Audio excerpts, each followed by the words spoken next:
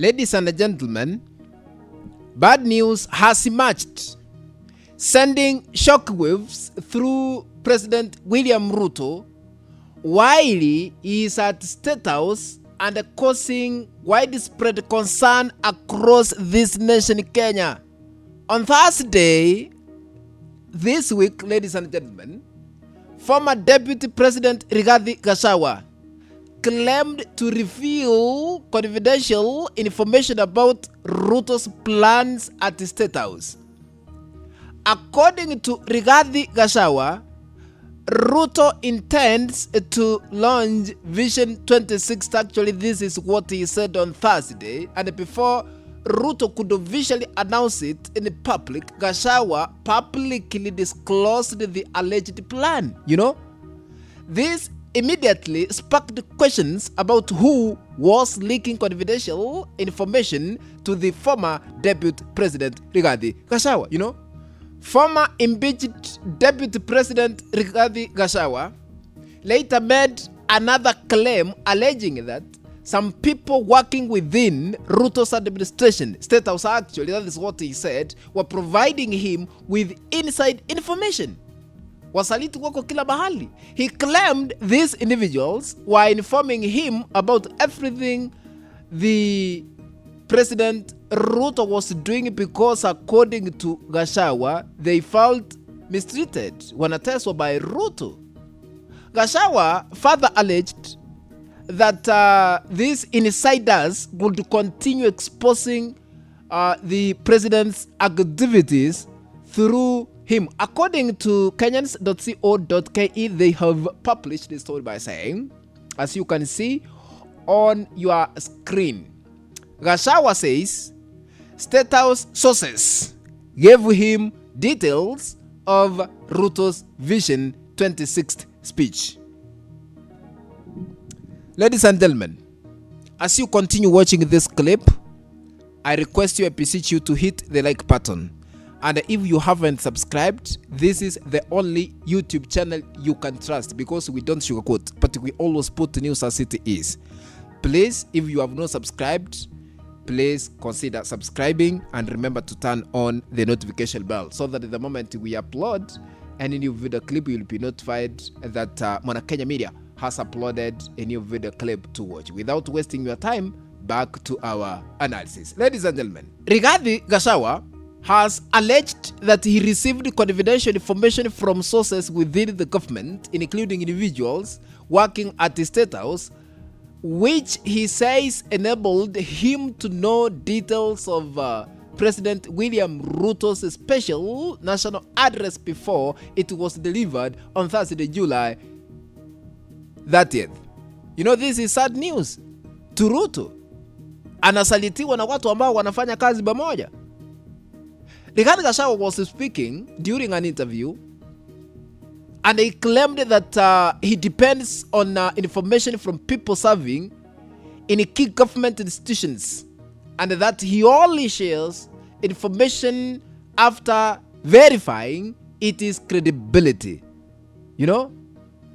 Gachagua alleged, ladies and gentlemen, that some of his information comes directly from State House, claiming that dissatisfaction among certain government officials has prompted them to leak sensitive details to him. And remember, Rigathi Gachagua used to be in the government. He served this administration, Ruto's administration, for 2 years as the deputy president. So he has his own insiders, who are disclosing the information to him. He's among those who allegedly consumes raw intelligence. You never know.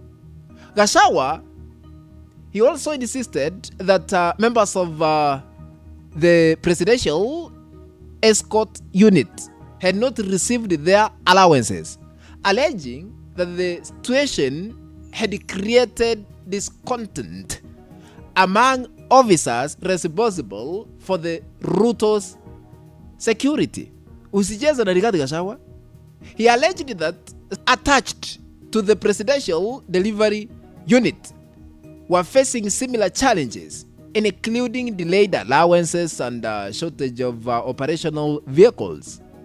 These claims have not been independently verified, ladies and gentlemen, but where there is smoke, there is fire. Lisemwalo lipo kama halipo laja. Up to the moment, nothing like public response from State House at the time the allegations were made by Rigathi Gachagua. So the remarks came after Gachagua appeared to predict key elements of Ruto's national address on Thursday before it was broadcasted, you know. Gachagua claimed that Ruto would unveil a Vision 2060 initiative and announce a role for former President Uhuru Kenyatta in the program, you know. Hii ni kitu ilikuwa imejulikana. While the Vision 2060 proposal featured prominently in the public discussion ahead of the address, the anticipated announcement involving Kenyatta did not occur during the speech. Actually, it was deleted, you know, in that speech. Gachagua maintained that he regularly received information on developments within government, including assessments he alleged originate from security agencies. He further argued that Ruto's recent decision were being influenced by political pressure and concerns about the next general election 2027. You know? So, Rigathi Gachagua knows a lot what is going on in Ruto's government. So, before Ruto makes any speech in public, Rigathi Gachagua anajua tu.